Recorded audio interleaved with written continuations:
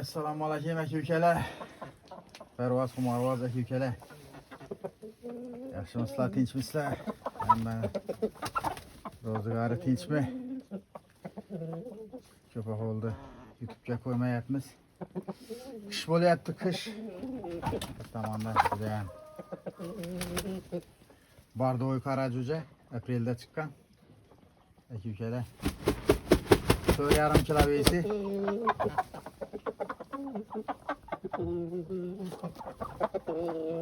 Bu ham mana shularning bittasidan chiqqan aka ukalar. Onalari. Menimcha mana shu qarasi qara bardoy beradi. Shu o'rtada turgani. Aka ukalar, telefon qilsangizlar, qilganingizda barter deb nima qilmanglar aka ukalar. Kerakmaydi barter. Faqat sotamiz. Boshqa videoni yaxshilab ko'ringlar. Keyin telefon qilinglar. Sog' salomat bo'linglar aka ukalar.